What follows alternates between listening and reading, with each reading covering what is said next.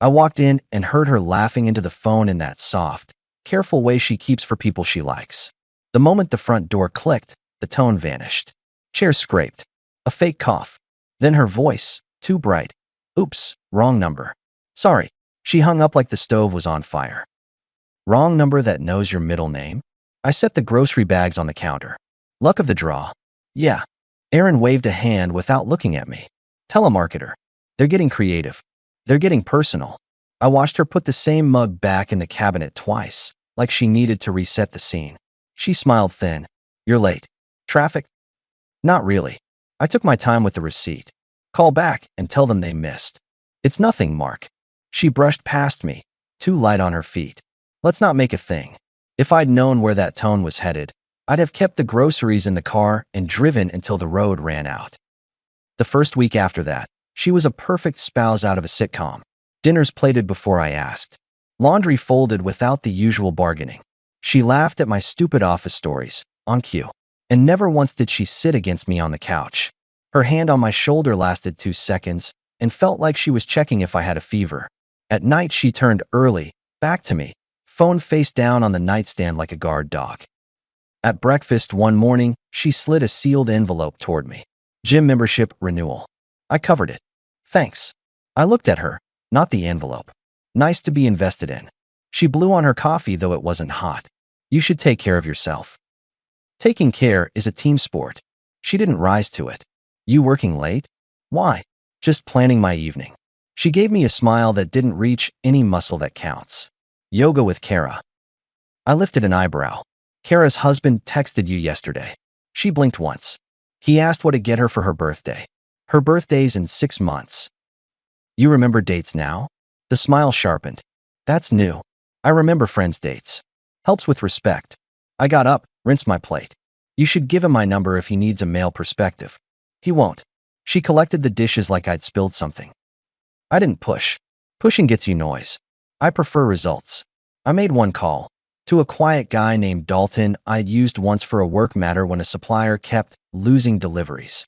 Dalton's not dramatic. He confirms facts. No speeches. Cash, report, done.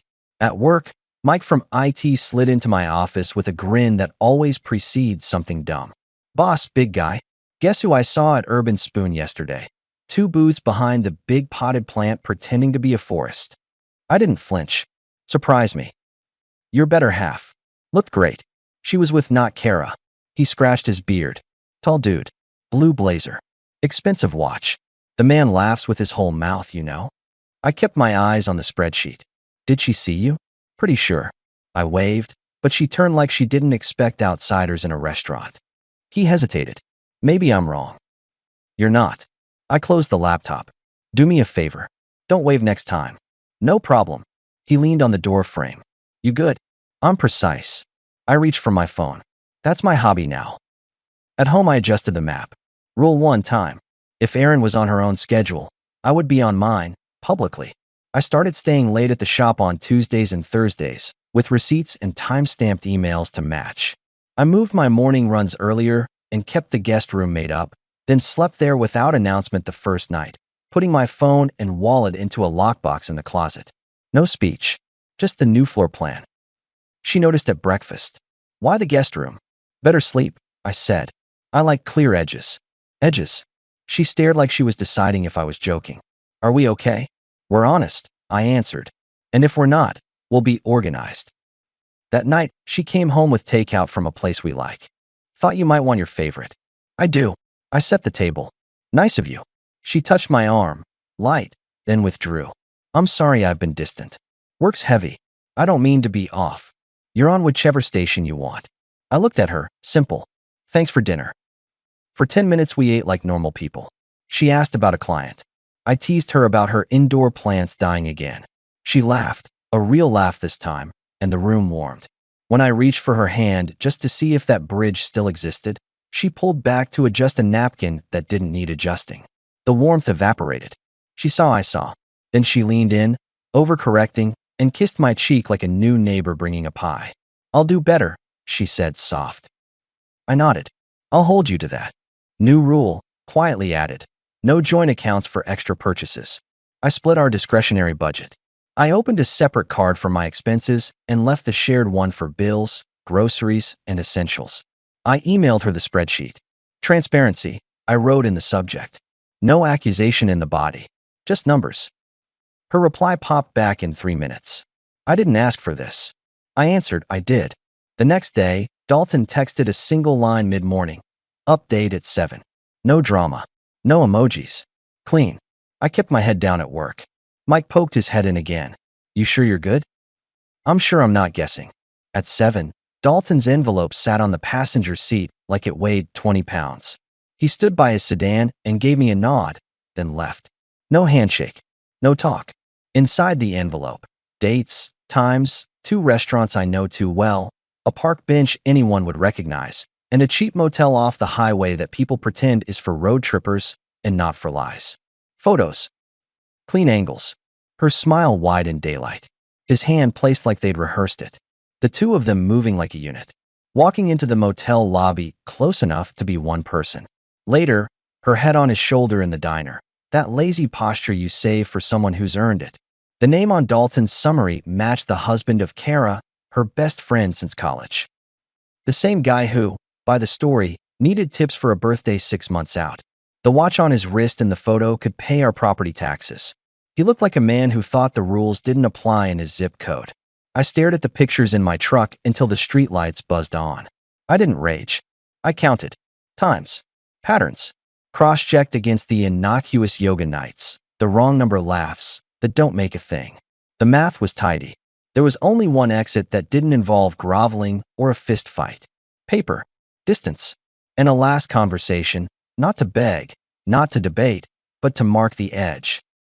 The next morning, I left the house at 6 without slamming any doors. The county building opened at 8.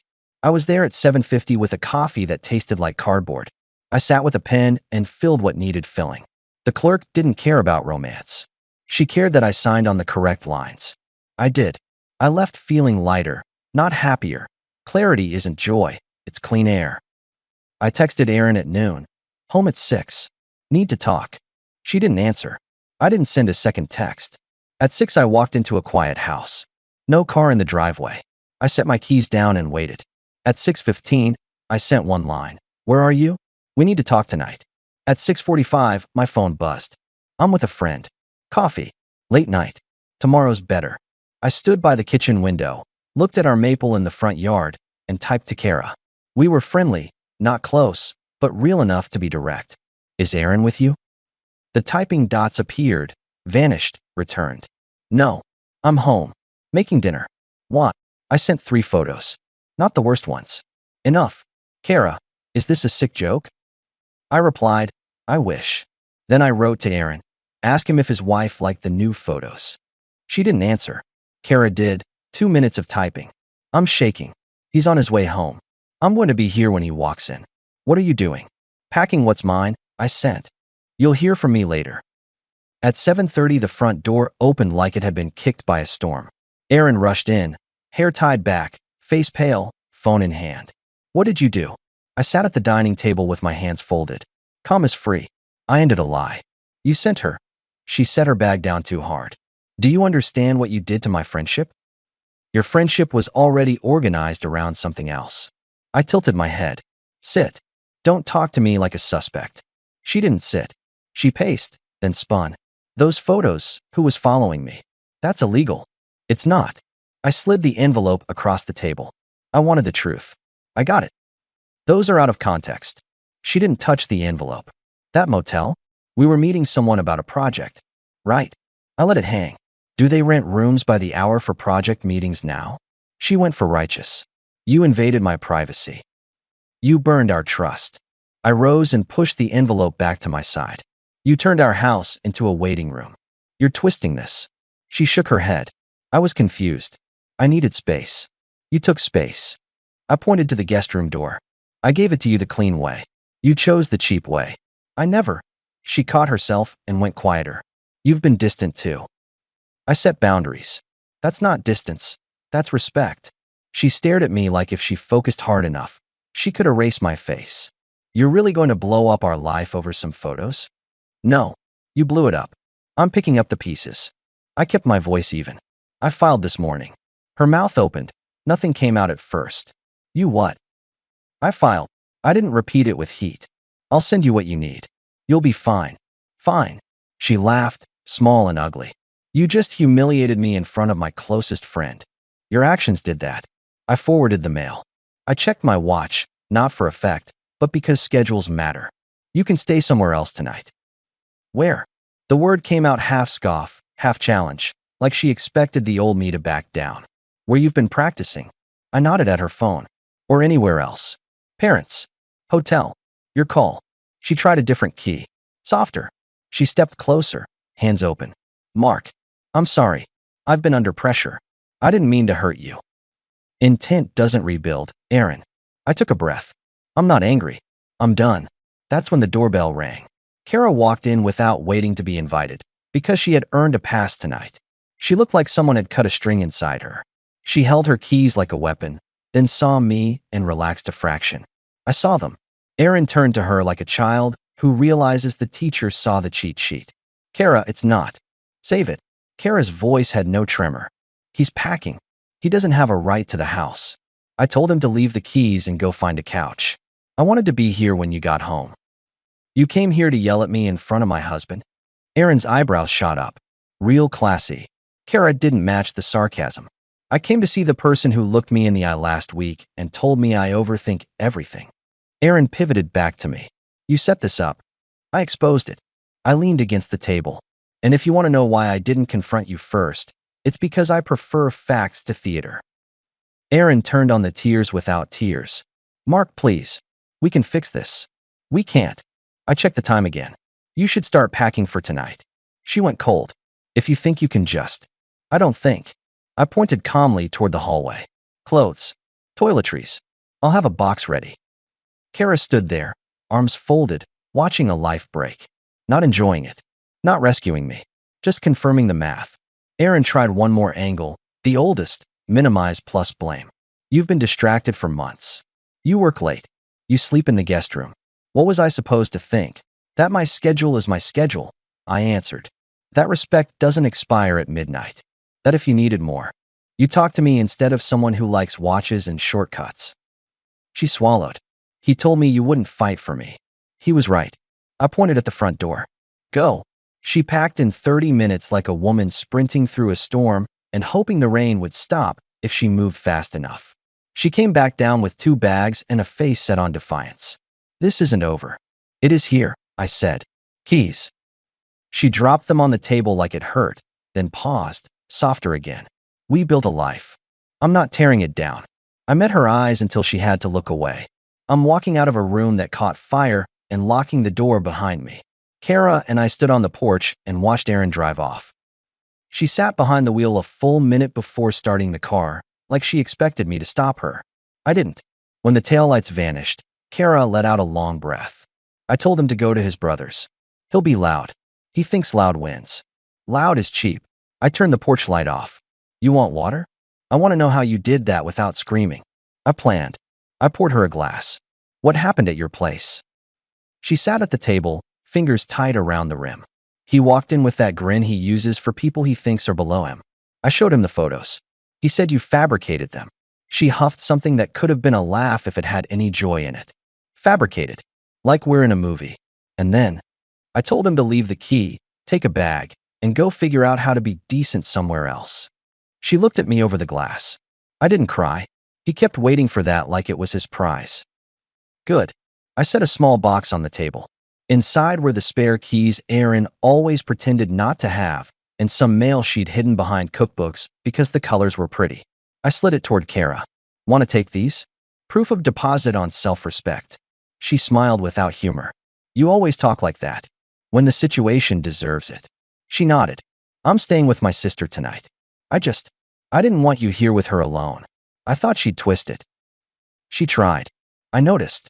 Kara finished her water and stood. You're okay? I'm better than I look. I walked her to the door. Text me if you need anything practical. I will. She hesitated. We'll be fine. Eventually. We already are. I locked the door after her and walked through a house that suddenly felt like a clean notebook. Not blank. Just free of bad handwriting. The next morning, I changed my routine again. I told my staff I'd be out in the afternoons for the next week and put Mike in charge of the service-based schedule. He blinked at the sudden promotion. This about you know. It's about trust, I said. You'll do fine. Make the calls. Don't guess. He slapped my shoulder. I got you. I visited the bank and closed the joint buffer we used for extras. Bills stayed funded, but the soft money was gone. I wrote Erin a clean summary and sent it with a line. No surprises. Access remains for essentials only. No threats. Just the new terrain. She replied an hour later. You're punishing me. No, I wrote. I'm preventing repeat offense. That afternoon, she switched gears again. She showed up at the shop in a dress I hadn't seen in a year, carrying 2 coffees and a bag of donuts like we were courting. Mike took one look and made himself disappear. She set the bag on my desk. Thought you might need sugar. I need consistency. I've been thinking. She perched on the edge of the chair. We went too fast. We can slow down. Maybe counseling. I don't do committees for basic respect. I took the coffee and set it aside. This isn't a misunderstanding. Then help me understand. She leaned forward, eyes shining with effort. Tell me what you need. I already did. I needed truth. You gave me theater. I pointed toward the shop floor. This is my territory. We're not performing here. You want me to beg? Her voice went stiff. I want you to adjust to reality, I said. There's a difference. She looked around the office like it would give her better lines. If you go through with this, you'll regret it. I've regretted tolerating less than I asked for. That ends now. She stood, mask dropping a fraction. You think you're strong. You're just stubborn. I'm decisive. I looked her in the eye. It's a different muscle. She left the donuts. I tossed them in the break room. Mike popped his head in. That seemed constructive? That seemed like someone trying to rewind. Saturday, we're not a VHS. He grinned at the analogy. You're old. I'm precise. I corrected, without smiling. Evening came with silence from Erin and a text from Kara. He emptied his savings to a new account this afternoon. Thought you should know. I took the car he likes. Petty? Maybe. But I'm not financing his next hobby. Not petty, I wrote back. That's a boundary. Saturday morning, I found a note from Erin wedged under the front door. No dramatics. Just cursive and practiced woundedness. I didn't want to end like this. I was confused. He made me feel seen. You stopped seeing me. I read it twice and folded it into a drawer I never opened. Seeing someone starts with the truth. She had chosen compliments over honesty. That's not sight. That's lighting. I changed the locks at noon. I texted her where she could pick up her remaining boxes. Sunday, noon to 2. Kara will be there to witness. No need to humiliate me further, she sent back. It's not humiliation. It's a record, I replied. We will be courteous. We will be done. She arrived at 1 with a neutral face, a manila folder, and a story ready. Kara stood 10 feet away, arms crossed in a way that made it clear she wasn't going to catch anyone when they fell. Erin moved room to room, filling a suitcase. Every time she paused like she wanted to tell a better ending. I didn't give her the opening. She finally dropped the keys we'd arranged and lingered at the doorway. So that's it, she asked. That's clarity, I answered. You don't want to hear my side?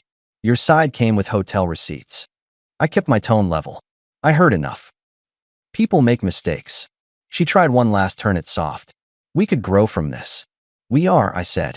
Just not together. She left. Kara stayed a minute longer, as if she needed to verify that I wasn't going to call Erin back like a man who can't stand being alone with his decisions. You good? Kara asked. Better than not, I said. You? She shrugged. I'm learning how quiet a house can be when it's not lying. Quiet's underrated. I walked her out. Thanks for the witness. Thanks for the photo drop, she said, almost smiling. You saved me 5 years. Let's only do that once, I said. For both our sakes. Weeks stack fast when the air's clean. I kept the new schedule. Moved the guest room mattress to my room because I sleep fine on simple things. Repainted the living room a shade that doesn't pretend to be anything. I didn't post about it. I didn't tell stories at the shop. I showed up, paid people did the work. Mike tried to set me up with a neighbor of his cousin. I told him I wasn't interested in first dates that felt like interviews. He said, fair. Then he sent me photos of the motorcycle he built in his garage, and I spent the next weekend helping him tune it. That's the kind of noise I like. A month out, I ran into Kara at the farmer's market. She wore sunglasses and the look of someone who has slept. We got coffee and stood under a tent while vendors yelled about peaches. "How's civilian life?" she asked. "Predictable." I sipped. "I like knowing the person in my house won't contradict the schedule I set." She gave me a side glance. "You got someone in your house?" "Just a dog," I said. "Found one at the shelter with a face like mine. Calm, judgmental." She laughed, the real kind this time. "Good. Better company." "How's yours?" "Cleaning." She rolled her eyes. The garage had boxes labeled old papers. Inside, junk and an ego. I recycled both. We kept it simple. Friends, not more. We don't need a replacement narrative. We need normal. On the way back to my truck, she touched my elbow. "You did right." I did necessary. I opened her trunk and loaded her groceries because that's what decent men do, not because we were writing a romance novel. Back home, the maple threw shade over the porch. I sat with a beer and the dog and watched nothing happen. That's a better show than drama if you know what peace costs. I heard through the grapevine. Our town's grapevine isn't subtle. That Erin moved back to Ohio to stay with her parents for a while. Friends went quiet around her. People don't like being the last to know they were used as a cover. She bounced between temp jobs, then nothing for a bit. If that sounds like gloating, it isn't. It's a note in a ledger. Actions cost. One evening, my sister stopped by, took in the clean room, the new chair, the absence of damage, and nodded. "You look like you." "I feel like me," I said. Turns out I was under a coat of dust. She had the new truck in the driveway. Compensating. Upgrading. I grinned. I earned it. At work, we landed a fleet contract with a local contractor who'd heard I ran the shop like a clock. Money isn't everything, but it's proof of competence. I hired 2 more techs. Mike stopped calling me old when I doubled his pay by giving him the schedule power I'd tested earlier. He called it my best decision of the year. I didn't disagree. A woman named Lauren walked into the shop one Friday with a flat tire and a kind face. She didn't flirt. She paid, asked if I knew a good trail for weekend running, and left. The next week she came back with a friend's car and an apple pie that tasted like someone cared. We talked in plain lines about schedules, about not tolerating nonsense, and about mornings. I didn't promise anything other than lunch by the lake on Sunday. We ate sandwiches and talked about taxes and dogs. That's my kind of excitement now. People love a comeback story with fireworks. I prefer a quiet exit with receipts. Erin thought she could glide from one life to the next, stacking comfort like furniture. Our house, his attention, my patience. She misread the room. When the mask slipped, I didn't tear it off. I set it down and walked out. The last time I heard from her was a text 6 months later. "I hope you're okay." No question mark. I didn't reply. I don't know a reaction. My final line had been delivered already, in the calm of our dining room, when I told her intent doesn't rebuild and then opened the door. If you're waiting for rage, you've come to the wrong house. I don't do rage. I do boundaries. I do schedules. I do consequences that don't need volume to land. She lost the one thing she used like currency, access. I gained the one thing that doesn't spend, self-respect. The day I finally swapped out the last mug she chose and replaced it with something plain and solid, I stood in my kitchen and smiled at how unremarkable the afternoon was. I took the dog to the park. I texted Lauren a picture of the sky that didn't try to be poetic. She wrote back a simple, "Looks good." It does.